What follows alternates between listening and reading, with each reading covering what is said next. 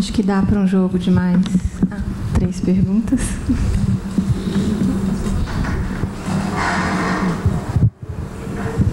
Está funcionando? Bom, gostaria de agradecer as 3 apresentações, né? E me fez refletir bastante sobre o tema. E eu vou começar um pouco dirigido à Rita, né? Eu fiz uma série de anotações, eu vou te pedir que tu anote e me ajude a acompanhar o raciocínio. O primeiro deles que tu coloca é que as barricadas eram provisórias, né? Não tem esse caráter definitivo.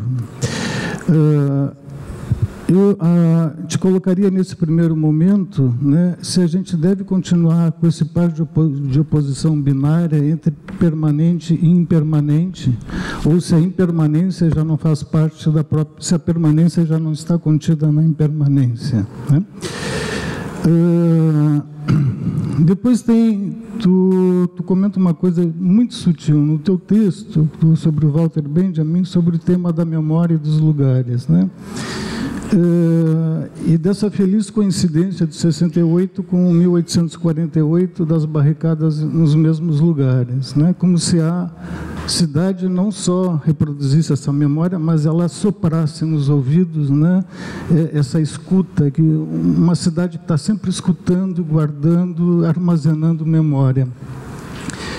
E a partir disso entendi que a tua apresentação se colocava em termos de comparação, né, entre a situação atual e o que aconteceu, os relatos do Walter Benjamin.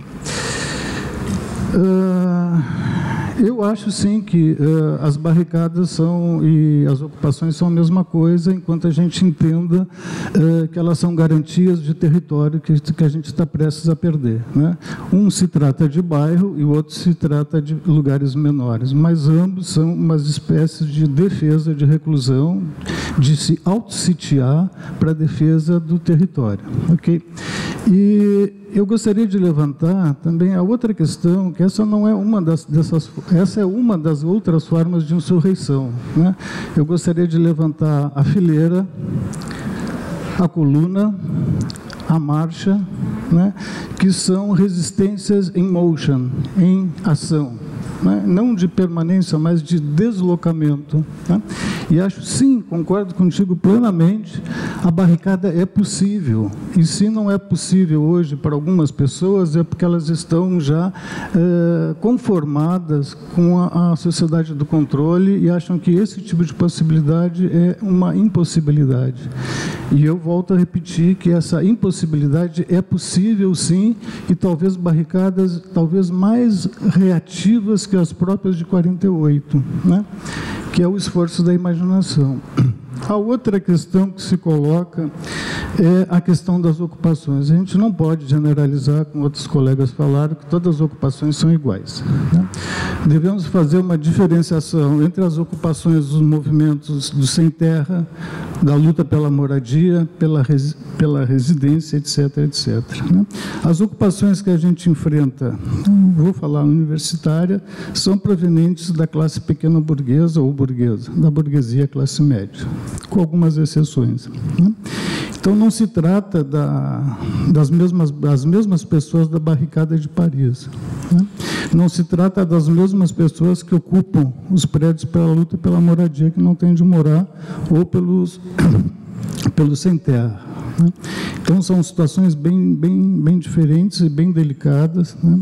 E que a gente tem que tomar cuidado. Outro ponto que é muito interessante, que tu colocou, é que as barricadas, de alguma maneira, obrigavam a relação com outras pessoas e essas pessoas se uniam, tal como a peste, que vem junto, né? A peste é um dos motivos do Haussmann, não só as barricadas, mas é onde, nesses momentos críticos, as pessoas se unem e se conhecem, né? Mas, curiosamente, na escola, na universidade, as ocupações não são motivo de união, mas sim de separação. De separação entre os próprios alunos, entre professores, porque esse lugar da universidade já não é um lugar do território comum, As pessoas que se dirigem à universidade vêm de territórios completamente diferentes. Isso causa essa disjunção, esses enfrentamentos. Isso é bem complicado. Então, a luta que esses jovens travam não é só contra o poder, mas muitas vezes entre os próprios colegas e dentro das próprias famílias. Esse é o grande drama, que já nem voltam para casa, rompem com a família e ficam dentro da universidade lá, morando em péssimas condições, resistindo temporariamente, sabem que é uma resistência temporária, mas o valor que quando coloca desse spot de luz, dessa iluminação, isso é super positivo e a gente tem que trabalhar com essas questões da diferença dentro dessas ocupações. O que difere uma ocupação da outra? Então, acho que era isso um pouco. Te agradeço a tua fala e gostaria que tu comentasse um pouco, talvez dando pano para a manga, para tu continuar a tua fala.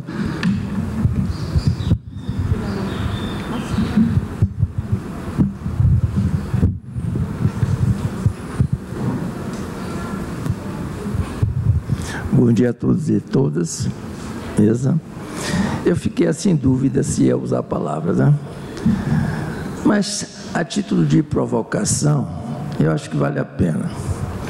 Bom, tem 3 palavras-chave na minha argumentação. Veja, dialética e identidade. Eu penso o seguinte: com todo o respeito aos pensadores modernos, de Marx a Brecht, eu acho que deram contribuições importantes que ainda podem ser base para determinadas atitudes. Mas, naquela época, nos anos 60, 68, etc., o mundo presenciou não só mudança de costume, de hábitos, mas principalmente de ideias. Eu creio que nesse período surgiram várias vertentes filosóficas, quer dizer, que começaram a prejudicar o pensamento dialético, não no sentido talvez da desconstrução, da destruição, mas mostrar a perda da hegemonia que esse pensamento ainda mantém. Porque eu acho que a maioria dos cidadãos do mundo ainda pensam dialeticamente, que no dia a dia, no cotidiano, no mundo da representação, nós trabalhamos com a dialética. A luz e sombra, o bem e o mal, no sentido assim de elementos que se contrapõem. Mas esse pensamento, surgiria vários pensamentos que surgiram, tive do caos, tive da complexidade, do pensamento rizomático, a desconstrução de Derrida e outros, que deram, assim, um tom de crítica ao pensamento.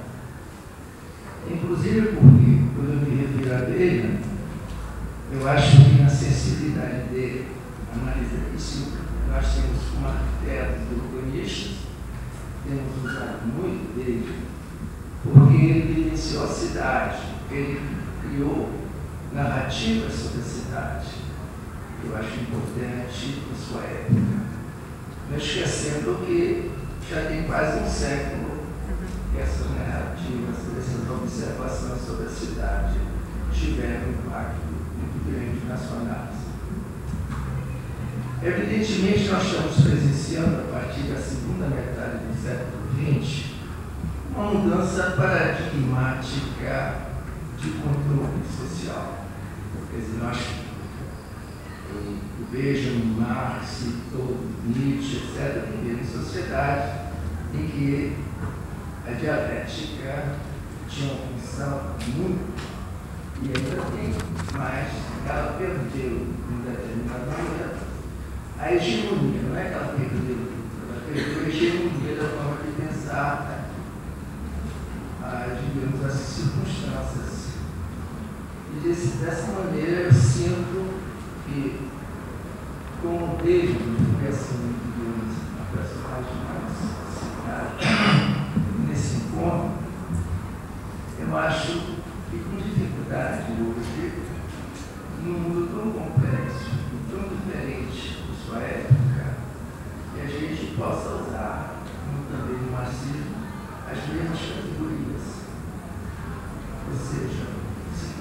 pouco, digamos assim, difícil explicar, ou entender mais do que explicar as coisas, os acontecimentos, as situações, em função de uma percepção dialética.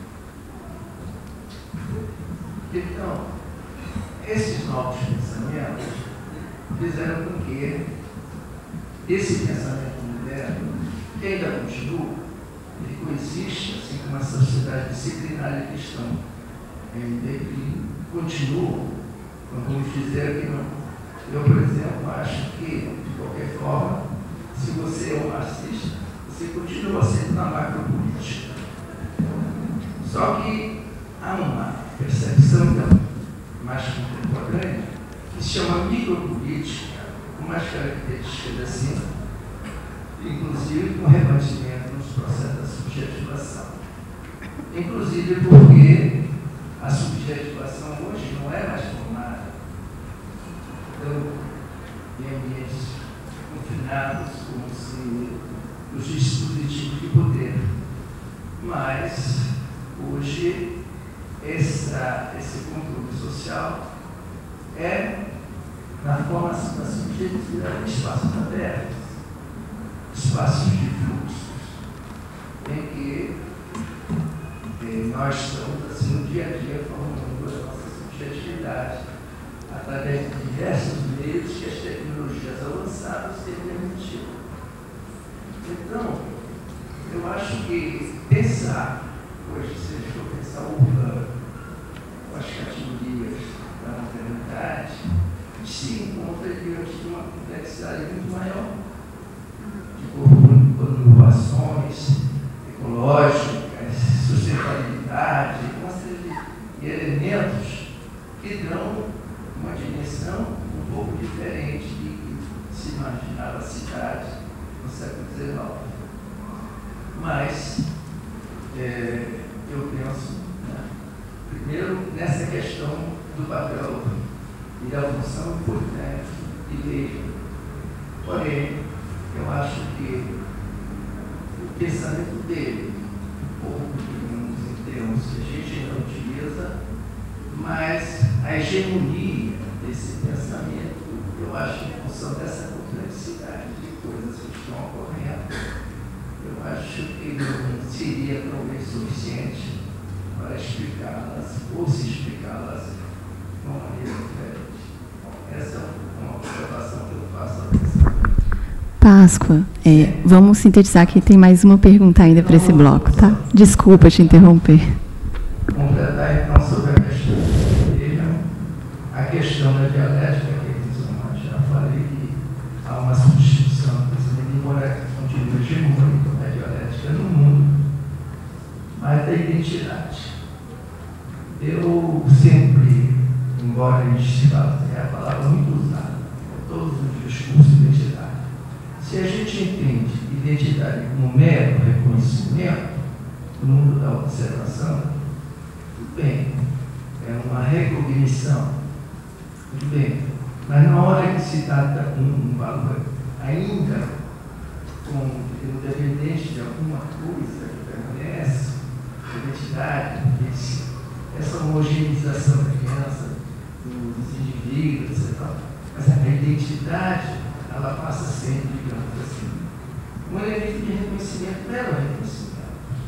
Eu, quando falo de criança, posso homogeneizar, mas tem criança que várias idades, até adolescente.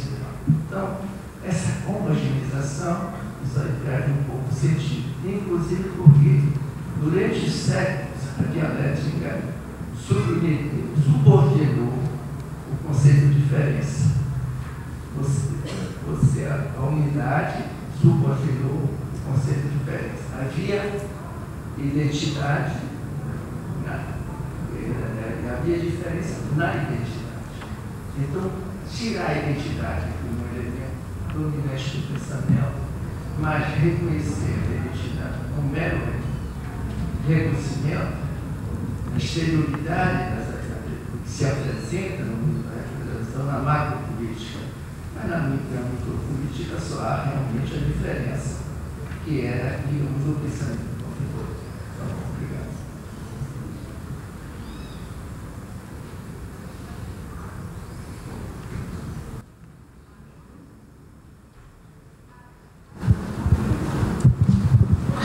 Oi, bom dia, pessoal. Eu sou Daniel, sou do campo da psicologia lá do Rio de Janeiro. Na verdade, moro em Niterói. Queria primeiro agradecer ao pessoal da organização que está aí recebendo a gente com muita generosidade no tempo de vocês. Obrigado mesmo por essa energia. A minha fala, ela surge de uma... Sei lá, eu fui muito afetado por uma colocação tua, Rita, que foi sobre a ocupação não ser para sempre, que tu está reforçando, que eu acho muito importante. E aí o colega trouxe justamente a questão das ocupações do MST, do MTST, como que tem uma diferença que eu gostaria de marcar, que é de um cotidiano, né? Quando a gente fala de uma ocupação do MTST, do MST, a gente fala de uma ocupação que é do dia a dia. As crianças, elas nascem ali, têm escolas, elas vivem aquilo.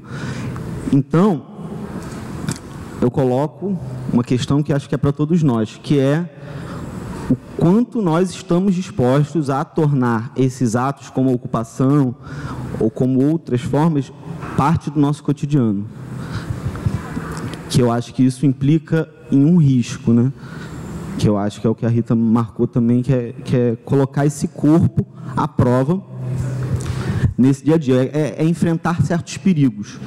E aí, isso tudo a partir daquela fala da Rita, que eu queria trazer uma reflexão que o Jorge La Rosa faz a partir da discussão do Benjamin sobre a perda da experiência, né? Que o La Rosa ele traz essa discussão, vai pegar o radical da palavra experiência e dizer que tem dois radicais, que um diz respeito à passagem, né, experiência como passagem, e experiência como perigo. Então, estou colocando quanto nós estamos dispostos a colocar nosso corpo em risco e encarar esse perigo. Enfim, o La Rosa, ele vai, não quero nem dar uma resposta para isso, propor fechar a questão, mas é só dar algumas pistas que o La Rosa traz, que essa discussão que ele pega da perda da experiência, ele vai apontar alguns pontos, que um é do excesso da informação, né, como que a perda da experiência está diretamente ligado ao fato da gente estar muito mais em contato com informação do que com a radicalidade da experiência, né? E aí, a partir do tanto que a gente tem de informação, a gente sempre é convocado a ter uma opinião de pronto, uma opinião assim, que a informação nos chega, mas é uma informação que não tá para a gente como uma experiência, como, dado que a gente tem que ter o tanto de informação possível, tem que se posicionar em relação a isso, ter uma opinião que não se dá a partir da experiência, e como que isso se dá também a partir do excesso de trabalho. O excesso, uma certa militância do sobretrabalho, né? E, por fim, ele vai apontar sobre a escassez e a velocidade do tempo, né? Então, quer dizer, eu não estou colocando aqui, falando, pessoas, vamos, então, parar tudo que a gente faz e nos dedicar a uma ocupação, fazer ou como o pessoal do MST faz, que é transformar uma ocupação num acampamento, num assentamento, e por fim lutar para aquele espaço ser de fato nosso.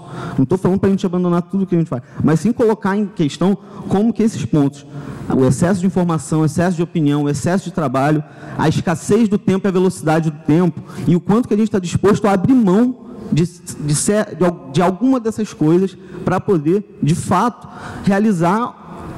efetivar a cidade, a universidade ou a escola que a gente quer. É muito curioso, por exemplo, nas ocupações universitárias, pelo menos a minha visão é de que está sendo efetivado justamente a universidade que se quer no dia a dia, que é uma universidade que esteja pautando aquilo que está em jogo.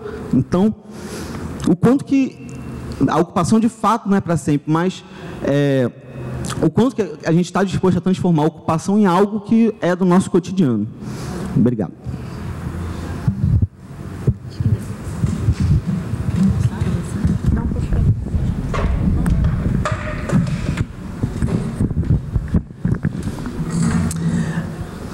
Esse formato de auditório é um negócio ruim para essas conversas todas. É muito assunto, né? Vou tentar...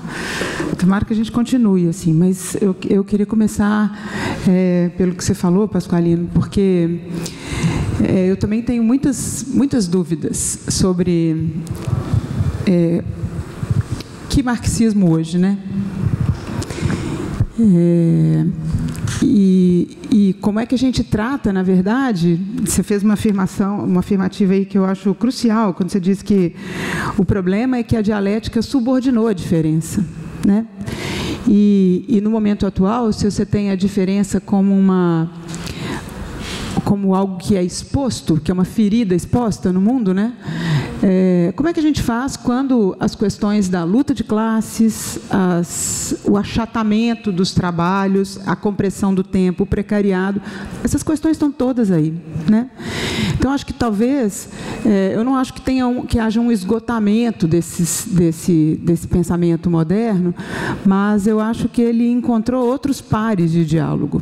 Então, tem um professor no Rio, chamado Marcelo Lopes de Souza, e ele acompanhou durante muito tempo algumas ocupações lá no Rio de Janeiro, e aí depois eu li num texto dele de uns, 7, 8 anos atrás, ele ficou dizendo que a gente tem que começar a pensar na complexidade dos nanoterritórios, porque para os nanos-territórios convergem, como se fosse um redemoinho, assim, todos os problemas da macropolítica, da micropolítica, mas todos esses problemas, ao invés de estarem sintetizados ou reconciliados, eles explodem num corpo, né?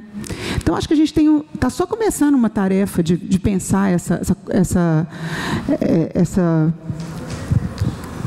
transversalidade das escalas, dos territórios, quando eu vejo vocês dizendo assim, dos vários tipos de ocupação, por isso que eu falei ontem, Estela, assim, nós estamos num caldeirão de experiência urbana no Brasil. Gente, eu comecei a estudar no ano 2000 a ocupação do MST no Portal do Paranapanema, que o Usina foi dar consultoria. O Usina é um escritório de arquitetura em São Paulo.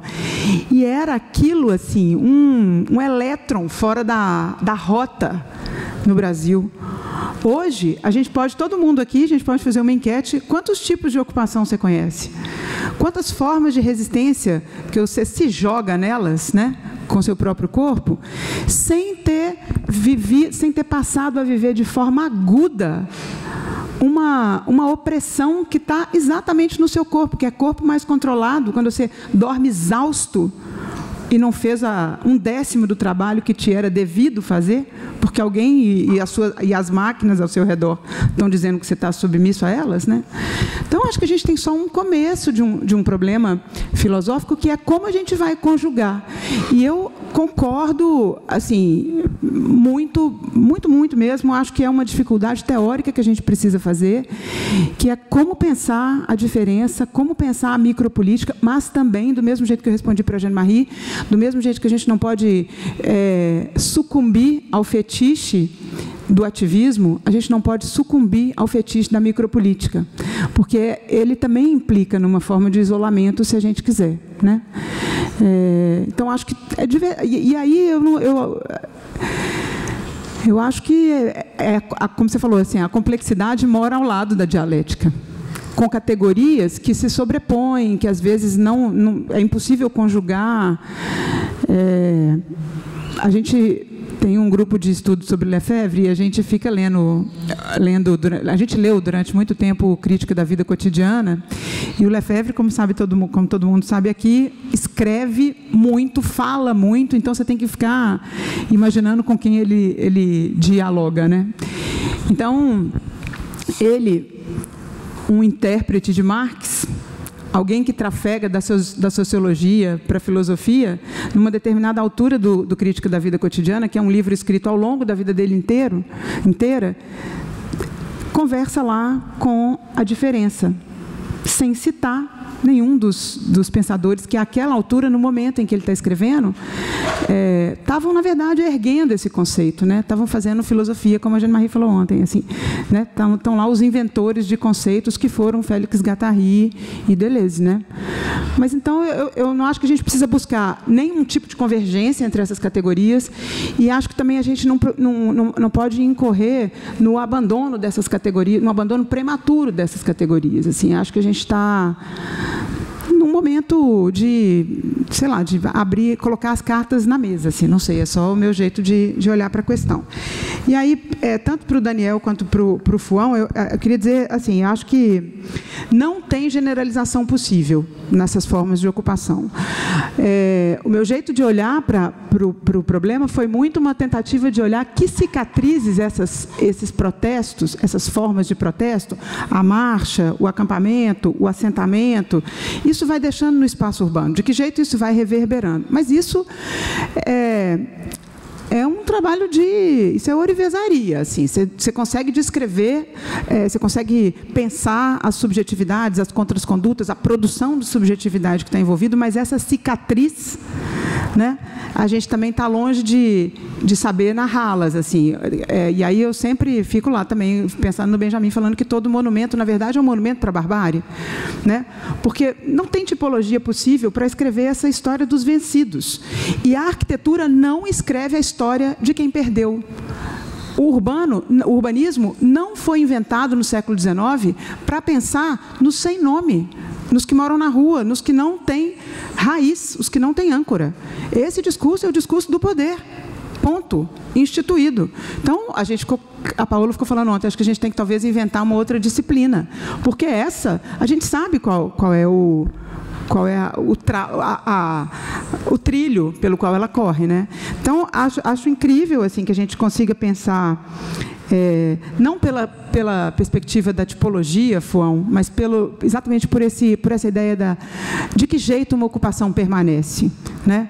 E o que é esse par permanência e impermanência, porque uma permanência na imaginação, ela é motor de uma revolução lá na frente, né?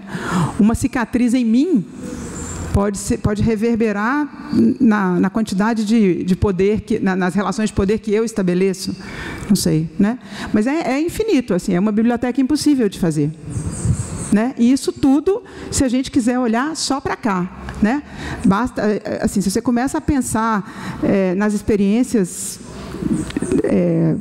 de ocupações ao redor do mundo, aí você tem literatura e conversas longas para fazer pelos próximos 20 anos, enquanto a gente vai ser espoliado.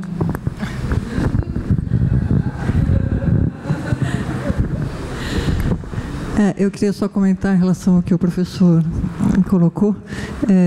Eu também me aproximo muito do que disse a Rita, né? Eu não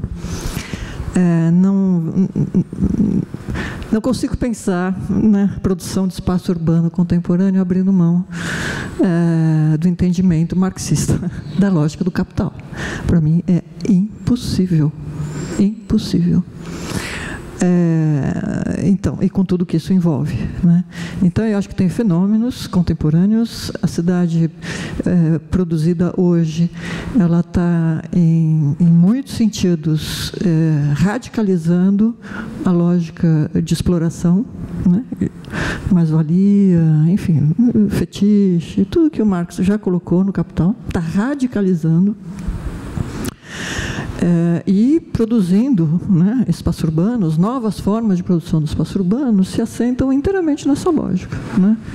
Vencedora, como vocês estão vendo aí, o problema é esse, né? Ela continua desapropriando, continua gentrificando, isso é uma lógica capitalista. Abrir mão dessa matriz para poder entender a produção de espaço urbano contemporâneo, eu ficaria desamparada, no sentido da impotência aqui. Agora, há que se ver, então, os fenômenos, não é? Evidentemente, como abrir mão de todos os ganhos, né, que uma filosofia deleuziana propôs, né? Então, eu acho que há questões onde essa filosofia tem a sua eficácia, a sua potência, e em outros lugares, embora, né, ela implique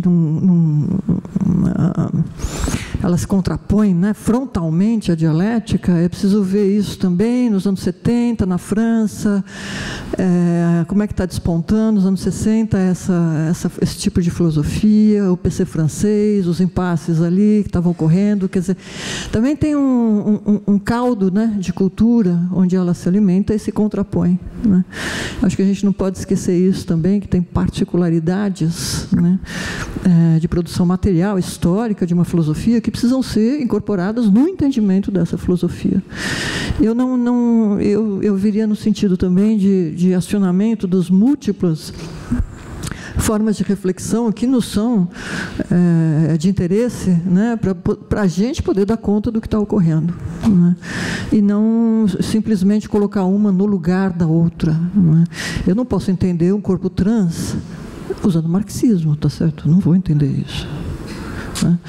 Agora, o conceito de performatividade da Butler me ajuda muito a pensar o corpo trans, né? E que não tem volta, esse corpo não tem volta, ele é um ganho.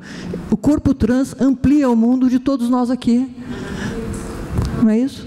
Eu não posso pensar isso via marxismo, tá certo? Então, eu acho que é preciso acionar essas diferentes potências em função do que a realidade nos apresenta, não é? E não tomar partido. Eu seria tão contrário a tomar partido exclusivamente na filosofia deleuziana, quanto eu seria tão contrária a ser apenas marxista, querendo dar conta de tudo também. Né? O momento histórico que estamos nos diz que isso não é mais possível, né? Que só vai cair no radicalismo vazio, né? Mas, sinceramente, para a nossa disciplina, penso que nós somos voltados ao pensamento da produção de espaço. Produção de espaço e de cidade, né? Pensar isso sem as categorias do capital e da lógica que ilumina, né? Eu não saberia o que fazer. A hegemonia do pensamento que perde um pouco a força, mas não é que eu estou destruindo o marxismo em nada. Eu acho que o marxismo, no mundo da representação, ele continua sendo importante. Ah, sim. Mas ele tem limitações. Eu não estou destruindo e afastando o marxismo. Estou dizendo o seguinte: ele perdeu a hegemonia de entender o mundo exclusivamente dentro da dialética. Há uma multiplicidade, heterogeneidade de visões, de interações, de conexões que não eram previstas nesse pensamento dialético. Nisso estamos de acordo. Então, sim. Gente, eu agradeço muito a exposição de vocês, ao debate que foi realizado. Eu vou aproveitar que eu estou com o microfone, aproveitar isso, só porque eu queria fazer um comentário, que eu acho que a ocupação ela veio muito como esse gesto urbano, né? Esse gesto político de algum modo fomentado aí, como essa coragem afirmativa, motivada pelo desamparo, né, que foi colocado e que é colocado hoje pelas medidas provisórias, né? Então, assim, não é o medo como paralisador, mas esse desamparo como propulsor de uma ação política. E eu acho que ela se inscreve, assim, no meu entender, no que o Rancière chamaria de novos regimes de sensibilidade, né? Novos regimes estético-políticos também, que estão sendo aventados. E aí eu acho que é só importante, eu acho que isso a Vera acabou de colocar também de um outro modo, que esse outro regime, né, esse outro regime de sensibilidade estético-político, no qual a gente pode entender que o gesto da ocupação está inscrito, ele nos mobiliza também a pensar que talvez o nosso aparato conceitual, teórico, ele não dá conta necessariamente desse desconhecido que está sendo colocado, né? Então, assim, a gente pode mensurar a eficácia e a eficiência a partir do nosso aparato, mas é possível sempre, é necessário considerar que tem um desconhecido de fato, que a gente ainda não consegue precisar as consequências disso e que é talvez uma grande potência desse gesto. Bom, agradeço a todos e a gente faz um intervalo para o almoço agora.